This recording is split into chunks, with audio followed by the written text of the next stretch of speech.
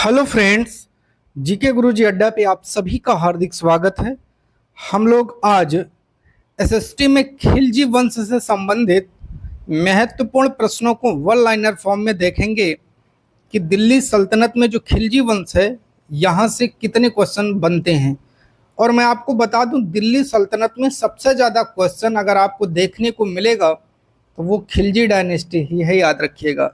यहीं से सबसे ज़्यादा क्वेश्चन हर एग्जाम में बनते हैं।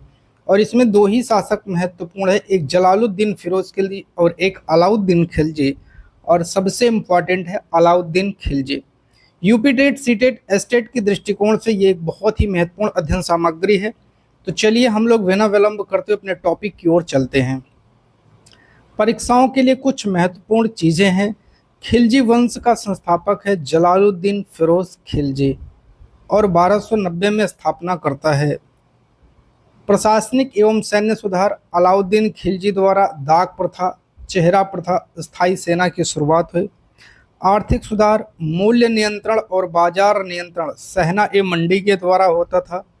स्थापत्य कला में अलाई दरवाजा है, सीरी फोर्ट है, हौज खास है, जिसे हौज अलाई का निर्माण अर्थात कहा जाता है। तो ये इम्पॉर्टेंट है, सारी चीज़ें आगे आपको मिलने वाली है। हम लोग पढ़ेंगे गुलाम वंश के बाद दूसरा जो वंश है, जलालुद्दीन फिरोज खिलजी ने स्थापना की खिलजी वंश की। 1290 से 1296 तक ये शासन करते हैं। खिलजी वंश का संस्थापक जलालुद्दीन फिरोज खिलजी। और खिलजी वंश की स्थापना कब हुई थी? तो 1290 में हुई थी। खिलजी वंश ने किस वंश का स्थान लिया है? तो गुलाम या मामलूक वंश का स्थान लिया है, याद रखिएगा। जलालुद्दीन फिरोज खिलजी दिल्ली की गद्दी पर कब बैठा? 1290 में। लगभग ये 70 वर्ष की उम्र के आसपास का शासक है, याद रखिएगा, गद्दी पर बैठने वाला। जलालुद्दीन फिरोज खिलजी किस वंश का पहला शासक था? तो खिलजी वंश की। और जलालुद्दीन फिरोज खिलजी वृद्धावस्था में सुल्तान बना था या युवावस्था में? तो वृद्धावस्था में। ठीक है। जलालुद्दीन फिरोज खिलजी का शासन स्वभाव कैसा माना जाता है? उदार और अपेक्षाकृत नरम है। इसका एक स्टेटमेंट बहुत वायरल होता है। कहा जाता है कि ये कहता है कि मैं एक वृद्ध मुसलमान हूँ और मैं अपने युवा मुसलमान भाइयों का खून नहीं बहाना चाहता हूँ। अर्थात ये किसी भी प्रकार की हिंसा के खिलाफ रहता है और कोई भी जो युद्ध है उसके भी बहुत ये खिलाफ रहता है। जलालुद्दीन ने कठोर दंड नीति के स्थान पर किस नीति को महत्व दिया? क्षमा और उदारता की नीति को इसने सबसे ज्यादा महत्व दिया है। जलालुद्दीन फिरोज खिलजी ने सत्ता प्राप्त करने के बाद किस नगर को अपनी राजधानी बनाया? तो इसने दिल्ली को अपनी राजधानी बनाया। और जलालुद्दीन फिरोज खिलजी के शासन काल में मंगोलों के प्रति जो नीति रही इनकी, वो कैसी नीति रही? इन्होंने एक संतुलित और व्यवहारिक नीति को फॉलो किया। बात करेंगे जलालुद्दीन फिरोज खिलजी का भतीजा और दामाद कौन था? अलाउद्दीन खिलजी। और अलाउद्दीन खिलजी का जो मूल नाम है ये बहुत इंपॉर्टेंट है, अली गुरसास्प है। जलालुद्दीन ने अलाउद्दीन को किस महत्वपूर्ण क्षेत्र का प्रभार दिया था? अलाउद्दीन को कौन सा क्षेत्र दिया था? तो कड़ा और मानिकपुर का क्षेत्र इसको दिया था, याद रखिएगा। कड़ा मानिकपुर वर्तमान में किस राज्य के क्षेत्र से संबंधित है? तो याद रखिएगा ये उत्तर प्रदेश से संबंधित है। अलाउद्दीन खिलजी ने देवगिरी पर पहला आक्रमण जलालुद्दीन के शासन काल में किया था या नहीं? बिल्कुल सही बात है। अलाउद्दीन खिलजी जो है वो जलालुद्दीन खिलजी से बताता है कि मैं देवगिरी जाना चाहता हूँ, लेकिन आक्रमण की जानकारी नहीं देता है। वहाँ से बहुत सारा धन लूटता है अलाउद्दीन। देवगिरी अभियान से अलाउद्दीन को क्या प्राप्त हुआ था? अपार धन संपत्ति। क्योंकि ये है, देखिए ये है आपका दिल्ली और यहाँ पर पड़ता है लगभग आपका देवगिरी। तो देवगिरी को बहुत लूटा था इसने, दक्षिण भारत में आता है। देवगिरी से प्राप्त धन ने अलाउद्दीन की राजनीतिक महत्वाकांक्षा को बढ़ावा दिया या नहीं? हाँ, कहा जाता है कि जब उसने इतना सोना देखा उसका माथा ही चक्कर खाट गया। उसने कहा कि जब मैं बिना राजा रहते हुए अभियान करके इतना सोना जीत सकता हूं, तो मैं राजा बन के अभियान करके बहुत सारी संपत्ति का मालिक बनूंगा। और यहीं से अपने चाचा को अर्थात जलालुद्दीन को मारने की रणनीति बनाना शुरू करता है। ये जलालुद्दीन फिरोज खिलजी की हत्या 1296 में, और जलालुद्दीन फिरोज खिलजी की हत्या कौन है? अलाउद्दीन खिलजी। जलालुद्दीन फिरोज खिलजी के बारे में कहा जाता है ये अपने भतीजे को बहुत प्यार करता था, अलाउद्दीन को, क्योंकि बचपन से इसको पाला था। लेकिन अलाउद्दीन ने बहुत बड़ा धोखा करके मारा था। जलालुद्दीन की हत्या कहाँ हुई थी? कड़ा मानिकपुर के निकट। वहीं पर बुलाता है, बहुत ही प्रेम से बुलाता है और उसके बाद मार देता है। जलालुद्दीन की हत्या का मुख्य उद्देश्य क्या था? दिल्ली की सत्ता पर अधिकार करना। जलालुद्दीन की मृत्यु के बाद दिल्ली का सुल्तान बनता है अलाउद्दीन खिलजी।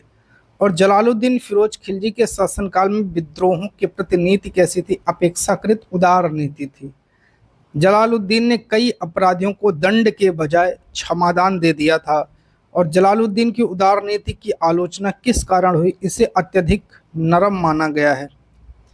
जलालुद्दीन फिरोज खिलजी का शासनकाल कितने वर्षों तक रहा? लगभग 6 वर्षों तक रहा, 90 से 96।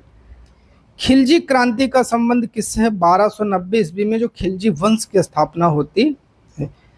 खिलजी क्रांति का राजनीतिक महत्व क्या था? तुर्की अभिजात वर्ग के एकाधिकार को चुनौती मिली। जलालुद्दीन फिरोज खिलजी ने प्रशासन में अनुभवी अधिकारियों का उपयोग किया या नहीं? बिल्कुल किया था। और जलालुद्दीन का शासन विस्तारवादी की अपेक्षा स्थिरता पर अधिक केंद्रित था या नहीं? हाँ, ये विस्तार नहीं करना चाहता था, क्योंकि इसने दक्षिण भारत पर भी कोई आक्रमण नहीं किया था। जलालुद्दीन ने अपने भतीजे अलाउद्दीन पर अत्यधिक जो विश्वास किया या नहीं? तो यही विश्वास के कारण ही तो मारा जाता है। यही विश्वास अंततः उसके किस रूप में प्रसिद्ध हुआ? उसे विश्वासघात के रूप में देखने को मिला और अलाउद्दीन उसे मार देता है। जलालुद्दीन फिरोज खिलजी की हत्या के बाद दिल्ली सल्तनत की नीतियों में क्या परिवर्तन आया? अधिक कठोर आया, विस्तारवादी नीति अपनाई गई। आप देखेंगे उत्तर भारत में अलाउद्दीन बहुत अभियान करेगा, दक्षिण भारत में बहुत अभियान करेगा। जलालुद्दीन का शासनकाल दिल्ली सल्तनत के किस चरण का प्रतिनिधित्व करता है? खिलजी वंश के प्रारंभिक चरण का। यूपी टेट में जलालुद्दीन से सबसे अधिक पूछा जाने वाला जो तथ्य है वह है खिलजी वंश का संस्थापक ये था। जलालुद्दीन से जुड़ी सबसे महत्वपूर्ण घटना कौन सी है? अलाउद्दीन के द्वारा उसकी हत्या। जलालुद्दीन के शासनकाल में अलाउद्दीन ने अपनी शक्ति किस माध्यम से बढ़ाई? देवगिरी अभियान से जो धन इसको मिला था इससे। जलालुद्दीन की हत्या के बाद खिलजी साम्राज्य की दिशा कैसी हुई? आक्रामक सैन्य विस्तार की ओर बढ़ी। जलालुद्दीन फिरोज खिलजी का शासन भारतीय इतिहास में किस कारण महत्वपूर्ण है? क्योंकि उसने खिलजी वंश की स्थापना किया था। जलालुद्दीन फिरोज खिलजी के बाद दिल्ली सल्तनत का सबसे शक्तिशाली शासक बनता है अलाउद्दीन खिलजी। अब हम लोग यहाँ से पढ़ेंगे अलाउद्दीन खिलजी को, और अलाउद्दीन खिलजी के लगभग 100 प्रश्नों को हम लोग करेंगे, बहुत इंपॉर्टेंट है। 1296 से 1316 अलाउद्दीन खिलजी दिल्ली की गद्दी पर कब बैठता? 1296 में। अलाउद्दीन खिलजी किस वंश का शासक था? खिलजी वंश का शासक था। अलाउद्दीन खिलजी का मूल नाम क्या था? अली गुरशास्प था। और अलाउद्दीन खिलजी ने किसकी हत्या करके सत्ता प्राप्त की थी? जलालुद्दीन फिरोज खिलजी। अलाउद्दीन ने जलालुद्दीन की हत्या कहाँ करवाई थी? कड़ा और मानिकपुर में कराई थी। ये अवध का क्षेत्र था। अलाउद्दीन खिलजी का शासनकाल कब से कब तक रहा? 1296 से 1316। अलाउद्दीन खिलजी का सबसे प्रसिद्ध सेनापति मलिक काफूर था, जिसने सभी दक्षिण भारत के जो अभियान है इसे ही के द्वारा होता है। अलाउद्दीन खिलजी के शासनकाल में सबसे बड़ा बाहरी खतरा मंगोलों से था। और अलाउद्दीन खिलजी ने मंगोल आक्रमणों को सफलतापूर्वक रोका या नहीं? रोक दिया था। अलाउद्दीन खिलजी ने स्थानीय सेना को मजबूत करने के लिए कौन सी 2 प्रथाएं लागू की? दाग प्रथा और चेहरा प्रथा। घोड़ों को दागना और चेहरे पर एक जैसे पोशाक टाइप का कुछ बनाया था उसने। दाग प्रथा का संबंध घोड़ों पर सरकारी मुहर या ब्रांडिंग लगाने से थी। चेहरा प्रथा का संबंध सैनिकों का हुलिया एवं विवरण दर्ज कराने से है। अलाउद्दीन खिलजी की सबसे प्रसिद्ध नीति क्या थी? उसकी बाजार नियंत्रण की नीति बहुत कठोर थी। बाजार नियंत्रण नीति का मुख्य उद्देश्य क्या था? वस्तुओं के मूल्य नियंत्रित करना, क्योंकि उसको एक बड़ी सेना रखनी थी अभियान के लिए, और अगर वो ऐसा नहीं करता तो कितनी सेना भाई वो रखेगा। इसीलिए अलाउद्दीन ने अनाज की कीमतों पर सरकारी नियंत्रण रखा, यानी बिल्कुल। और अलाउद्दीन ने व्यापारियों पर कड़ी निगरानी रखी थी, यानी बिल्कुल बहुत कड़ी निगरानी रखे थे। बाजार व्यवस्था की निगरानी के लिए किस अधिकारी की नियुक्त थी? वो था सहना ए मंडी। अलाउद्दीन ने जमाखोरी और कालाबाजारी के विरुद्ध कठोर दंड दिए, या नहीं तो कठोर दंड दिया था। अलाउद्दीन खिलजी ने गुप्तचर तंत्र को सुदृढ़ बनाया, यानी बिल्कुल सुदृढ़ बनाता है। और अलाउद्दीन खिलजी ने अमीरों के बीच वैवाहिक और सामाजिक मेल जोल पर नियंत्रण लगाया था, यानी बिल्कुल लगाया था। अलाउद्दीन ने शराब और भव्य दावतों पर प्रतिबंध लगाया था, नहीं लगा दिया था इसने। अलाउद्दीन ने अपने शासन में विद्रोह रोकने के लिए कौन सी नीति अपनाई? तो कठोर नियंत्रण की नीति। गुजरात विजय अलाउद्दीन खिलजी ने किस वर्ष प्राप्त की थी? 1299 में। और गुजरात अभियान के दौरान किस प्रसिद्ध सेनापति को दास के रूप में प्राप्त किया गया था? मलिक काफूर को। इसे 1000 देनारी भी कहते हैं, मलिक काफूर को। रणथंभौर पर विजय अलाउद्दीन खिलजी ने कब पाई थी? 1301 में। चित्तौड़ पर अधिकार 1303 में। चित्तौड़ उस समय किस राजपूत शासक के अधीन था? राणा रतन सिंह के अधीन था। मालवा पर विजय किस शासक ने प्राप्त की थी? अलाउद्दीन ने। सिवाना दुर्ग पर विजय किसने प्राप्त की थी? अलाउद्दीन खिलजी ने। जालौर पर अधिकार किसने किया था? अलाउद्दीन खिलजी ने। दक्षिण भारत में खिलजी अभियानों का नेतृत्व किसने किया? मलिक काफूर ने। देवगिरी पर सफल दक्षिण अभियान का नेतृत्व किसने किया? मलिक काफूर ने। वारंगल अभियान का नेतृत्व किसने किया? मलिक काफूर ने। द्वार समुद्र होयसल राज्य पर अभियान किसने किया? मलिक काफूर ने। मदुरै तक खिलजी सेना का नेतृत्व किसने किया? मलिक काफूर ने। अलाउद्दीन खिलजी ने दक्षिण भारत को प्रत्यक्ष रूप में अपने साम्राज्य में मिलाकर अधीन कर लिया, मुख्यतः कर अधीन, पूरा गुलाम नहीं बनाया था, सामंत बनाए थे। अलाउद्दीन खिलजी ने धार्मिक मामलों में उलेमाओं के प्रभाव को सीमित रखा, नहीं बिल्कुल। अलाउद्दीन खिलजी स्वयं को किस प्रकार का शासक मानता था? शक्तिशाली और स्वतंत्र सुल्तान। अलाउद्दीन ने राज्य और धर्म को अलग रखने का प्रयास किया, या नहीं? बिल्कुल। अलाउद्दीन के शासनकाल में भूमि से वसूले जाने वाले राजस्व पर विशेष ध्यान दिया गया, नहीं बिल्कुल दिया गया। दोआब क्षेत्र से कठोर राजस्व की वसूली किसने कराई? अलाउद्दीन खिलजी ने। अलाउद्दीन ने सेना को नियमित वेतन देने की व्यवस्था की थी, या नहीं? बिल्कुल नियमित वेतन देता था। अलाउद्दीन की मूल्य नियंत्रण नीति का एक उद्देश्य सेना का खर्च कम करना भी था, या नहीं? बिल्कुल हाँ, कम खर्च करना था। अलाउद्दीन खिलजी के शासनकाल में दिल्ली सल्तनत का क्षेत्र बढ़ा या घटा? बहुत ज़्यादा बढ़ गया था। अलाउद्दीन की मृत्यु 1316 में हुई थी।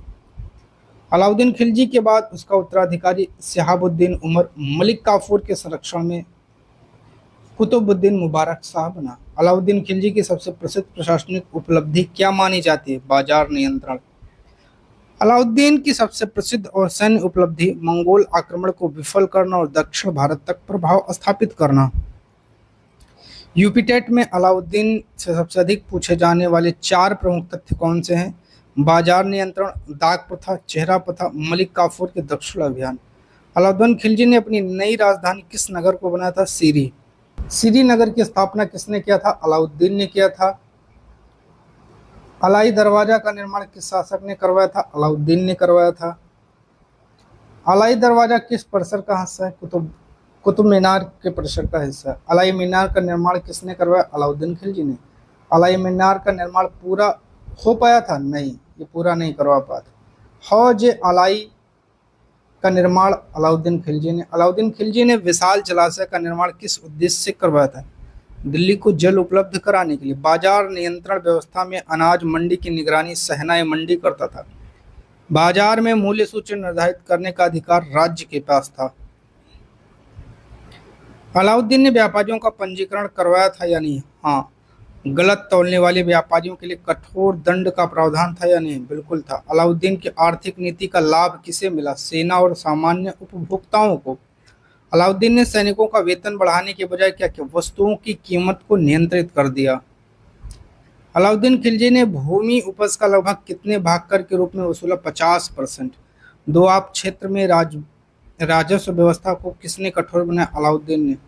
अलाउद्दीन ने स्थानीय मुखिया जो खूत मुकद्दम चौधरी हैं उनके विशेषाधिकार कम किए थे? नहीं, बिल्कुल कम कर दिया था। अलाउद्दीन के समय गुप्तचरों का उपयोग किस उद्देश्य से किया जाता था? अधिकारियों और अमीरों पर निगरानी रखने के लिए। अलाउद्दीन ने विद्रोह रोकने के लिए अमीरों की संपत्ति पर नियंत्रण रखा या नहीं? बिल्कुल रखा था। बिना अनुमति बड़े सामाजिक समारोहों पर रोक लगाने वाला शासक अलाउद्दीन खिलजी था। अलाउद्दीन ने मदिरापान और भव्य दावतों पर नियंत्रण लगाया था? नहीं, बिल्कुल लगा दिया था। अलाउद्दीन खिलजी के शासनकाल में दिल्ली सल्तनत की सेना का विस्तार हुआ या नहीं? बिल्कुल हुआ था। दाग प्रथा का मुख्य उद्देश्य क्या था? घोड़ों की जालसाजी रोकना। चेहरा प्रथा का उद्देश्य क्या था? सैनिकों की सही पहचान सुनिश्चित करना। अलाउद्दीन खिलजी के शासनकाल में मंगोलों के विरुद्ध सीमाओं की सुरक्षा मजबूत की गई, बिल्कुल मजबूत की गई थी।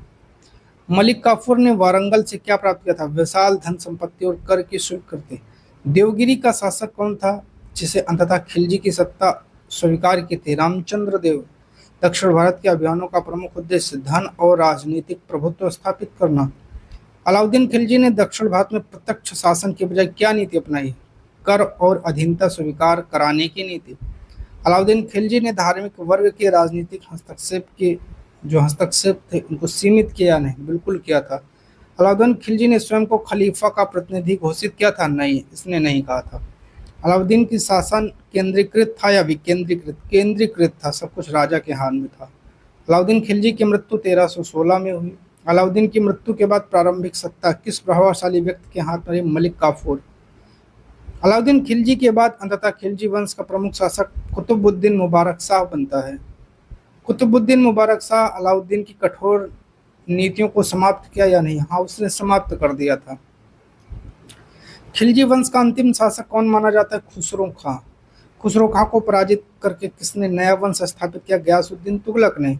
अलाउद्दीन खिलजी का शासन किस कारण मध्यकालीन भारत में अत्यधिक महत्वपूर्ण है? उसके प्रशासनिक सुधार, सैन्य शक्ति और आर्थिक नियंत्रण। यूपी टेट में अलाउद्दीन खिलजी से जुड़े सबसे महत्वपूर्ण प्रश्न कौन सा है? अलाई दरवाजा। यूपी टेट में अलाउद्दीन खिलजी से जुड़ा सबसे महत्वपूर्ण नगर कौन सा जो पूछा जाता है? श्रीनगर। यूपी टेट में अलाउद्दीन खिलजी से जुड़ा महत्वपूर्ण जलाशय कौन सा है? हौज ए अलाई। यूपी टेट में अलाउद्दीन खिलजी से जुड़ी सबसे महत्वपूर्ण सैन्य व्यवस्था कौन सी? दाग और चेहरा प्रथा। यूपी टेट में अलाउद्दीन खिलजी से जुड़ी सबसे महत्वपूर्ण आर्थिक व्यवस्था कौन सी थी? बाजार नियंत्रण। अलाउद्दीन खिलजी के समय राज्य की शक्ति व्यक्ति आधारित थी या संस्थागत? व्यक्ति आधारित और अत्यधिक केंद्रीकृत थी। अलाउद्दीन खिलजी ने साम्राज्य विस्तार के साथ प्रशासनिक नियंत्रण मजबूत किया या नहीं? बिल्कुल किया था। अलाउद्दीन खिलजी की नीतियों का मुख्य उद्देश्य क्या था? सुल्तान की शक्ति को बढ़ाना और विद्रोह को रोकना। अलाउद्दीन खिलजी को किस प्रकार का शासक माना जाता है? शक्तिशाली, महत्वाकांक्षी। अलाउद्दीन खिलजी के शासनकाल में दिल्ली सल्तनत अपनी शक्ति के शिखर पर पहुंची या नहीं? बिल्कुल पहुंची थी। यूपी टेट की दृष्टि से अलाउद्दीन खिलजी के 5 सबसे महत्वपूर्ण तथ्य कौन से हैं? बाजार नियंत्रण, दाग प्रथा, चेहरा प्रथा, मलिक काफूर के दक्षिण अभियान, श्रीनगर का निर्माण। ये टॉपिक आपका यहीं पर कंप्लीट होता है। इस टॉपिक का अभी कुछ और जो इम्पोर्टेंट फैक्ट है वो आपको लास्ट में एकदम मिलेगा जब हम दिल्ली सल्तनत की प्रशासनिक व्यवस्था करवाएंगे, दिल्ली सल्तनत की वास्तुकला जब हम कराएंगे और भी बहुत सारी चीज़ें वहाँ आप सबको मिलने वाली हैं। तो आज का सेशन कैसा लगा कमेंट करके ज़रूर बताइएगा।